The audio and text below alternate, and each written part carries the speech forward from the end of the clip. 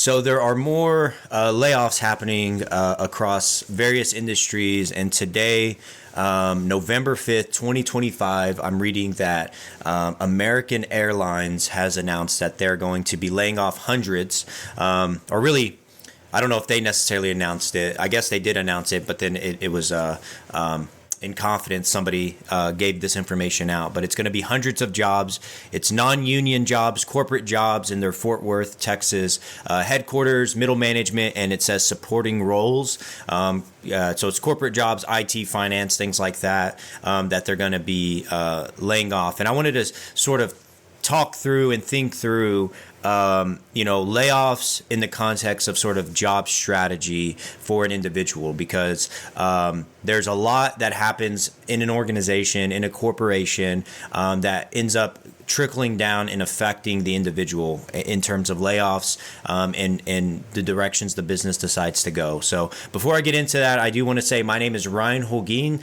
This channel is called The Practical Place, where I like to talk about big ideas. Sometimes it's about career specific. Project management is sort of where I've cut my teeth in corporate America, and so it's from that perspective. But I've grown and matured in that realm. But then I like to do a commentary on what's happening in sort of business, career, things like that in America. And also sometimes we'll get into sports. So you might see some videos on sports, data, things like that. Those are all things I appreciate and love. And so that's what this channel is me just sort of commentating and talking through those things with, folks on the other side. So if any of that interests you, join the 300 plus other subscribers here as we sort of grow this community. So going back to American Airlines and the layoffs that they've announced. So, per some of these articles that I'm reading, it says that their stock is down 24% year to date. So it's, nearly the end of the year, whereas the S&P 500 is up 16%. So there's a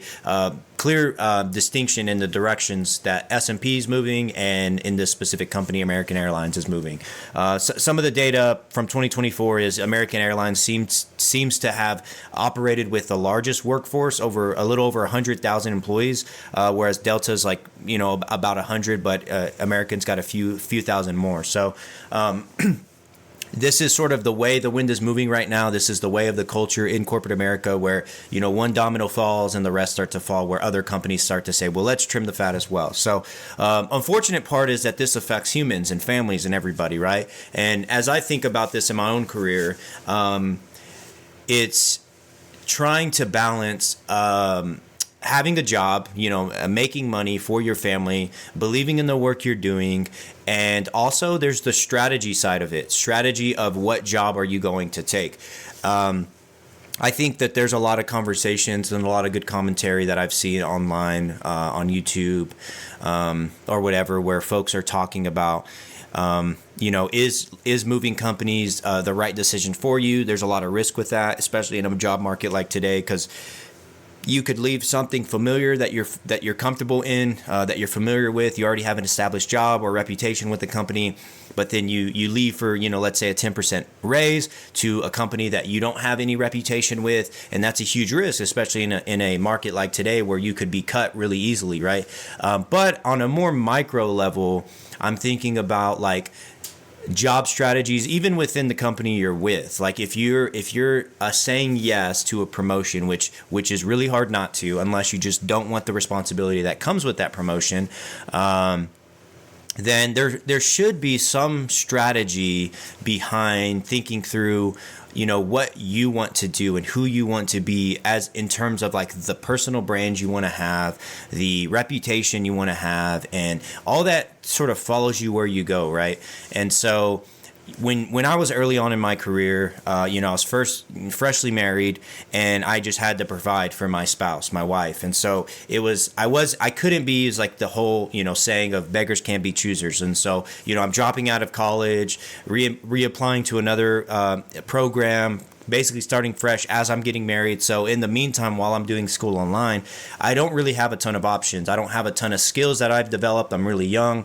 And so I had to do sort of blue collar work to pay the bills. And I didn't have a lot of options. I couldn't pick and choose and say, I want to do a remote job and I want to do this. I want to have these benefits. Like, at that point in my career, you don't really have that much strategy and that many options to consider. And so this isn't for everybody. as I'm thinking about this, because, like I said, early in my career, if I was listening to this, I would think that this is a foolish conversation, just because I didn't have those options. And I totally acknowledge that. But I do want to real quick speak to that person. Like, there is hope, but between you and getting to this place where you can start to think strategically about your career, not to say you can't do that now, but when you start to see the fruit of that, there is a lot of work that you're going to have to do. There's going to be a lot of hard days where you're not going to want to go to the job that you like, because you're still cutting your teeth in that industry, in your career, trying to figure out who you want to be and what you want to do when you're really young, in your early 20s. And that's okay. Like, you're just going to figure that out. But there's probably things right now that you can identify that are sort of foundational to who you are, that you're good at, that you're passionate about. So I would say just harness those things and sort of try to find places that value that as much as you can, but you also have to compromise as well. And then you'll get to a place where you can grow and grow in a corporation, or grow in your career, and start to have more leverage in choosing jobs or whatever. So anyways, what I'm really thinking about is somebody who is more established in their career. They've worked a few years as a professional. Maybe they've had a promotion or two, but now, just thinking about all these layoffs, right? A lot of times they're laying off these jobs that are either, they feel like it's duplicate work. They have a ton of the same roles. And so it's like, let's just keep one of these people and get rid of the other 5 or whatever.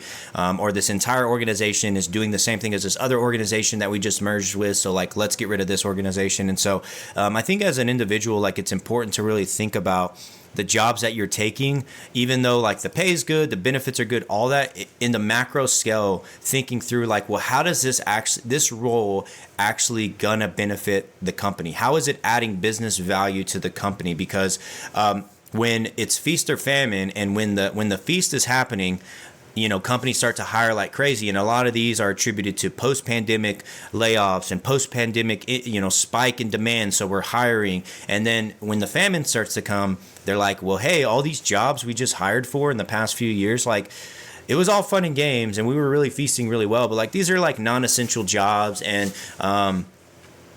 yeah, let's get rid of them, because we need those essential. We need to get down to the bare bones of what our business does and how to operate our business and become more efficient. Like, that's very logical for a company. So for an individual, it's even more so important to be thinking about, at least for me, I'm thinking about like, is this role that I'm being offered or applying for or whatever, is this actually adding business value to the company?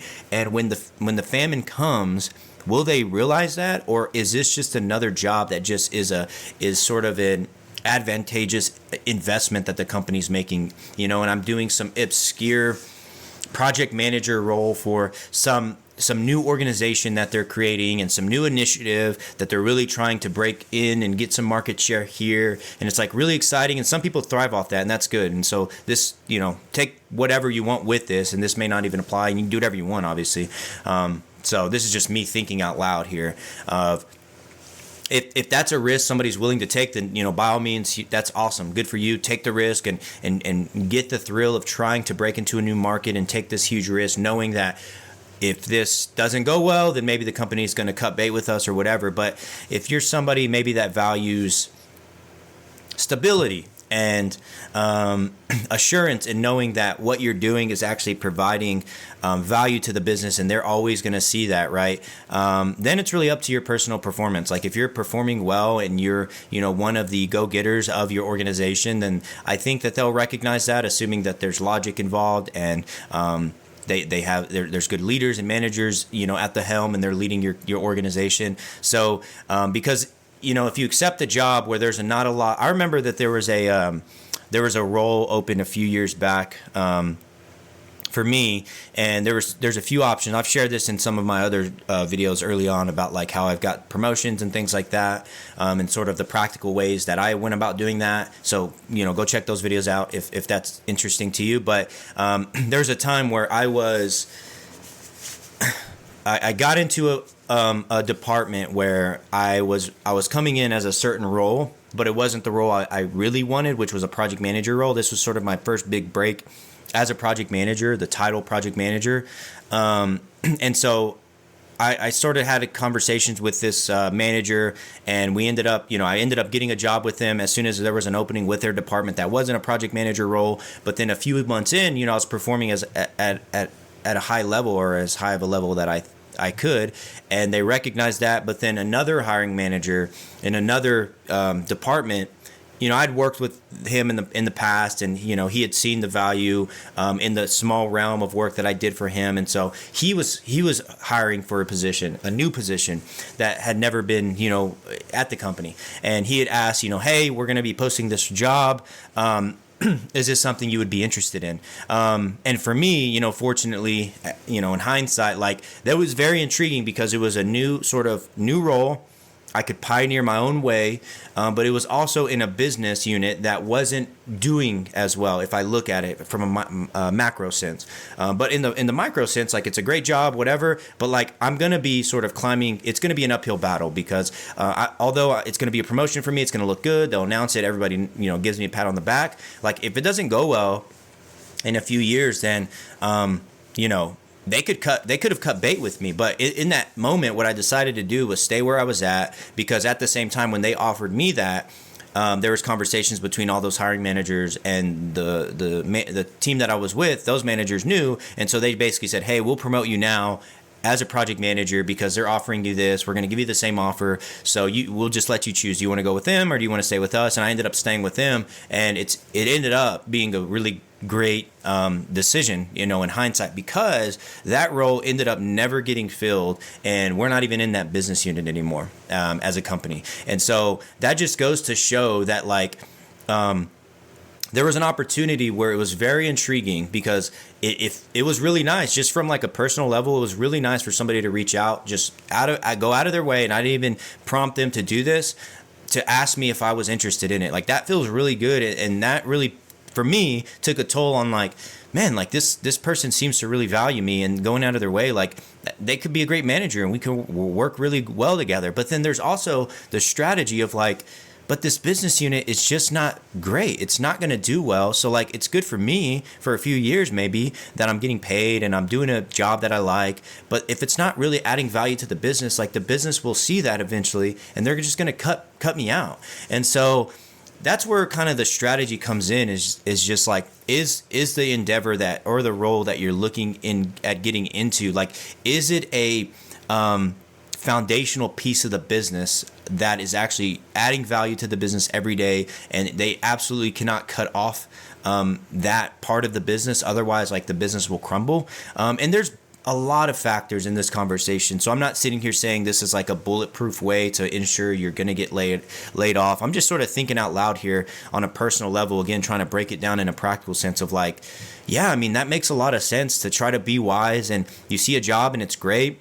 It fits you, everything in the job description or whatever they're offering you fits you, but, like, the business unit, like, it's not doing so well. That's probably why they need resources to help it, and maybe you're the person to really change it around, and that's how you're going to have your big break, and that's an option as well. But, like, there's also, like, this uphill battle of, like, yeah, in a few years they could cut bait with me, and, like, I enjoyed, making a good salary for a few years, but it really didn't help the greater good of the business. And so, like, I'm done with this company. So, I don't know. That's just something I've been thinking about. Just so many layoffs happening, and they're always happening, but just, you read more and more, and it's always this, we're going to right size our business, and we're going to do what's best for the business's needs now. And so just always thinking about, well, what are always going to be the business needs, and what are always going to be foundational, bare bones organizations that the company will always have, and trying to get into those organizations, because then you'll sort of be a little bit more protected if protection is something you value. So anyways, let me know in the comments below, did I miss something about this regarding, like, job strategy and, like, ensuring you're thinking about those things, because that's something I think about all the time. And so, yeah, let me know in the comments below, start a dialogue. If you found this video helpful, fruitful, I would encourage you to like it. And again, as I mentioned at the beginning of the video, subscribe, join the 300 plus other folks here at The Practical Place. My name is Ryan Holguin. I will see you in the next video.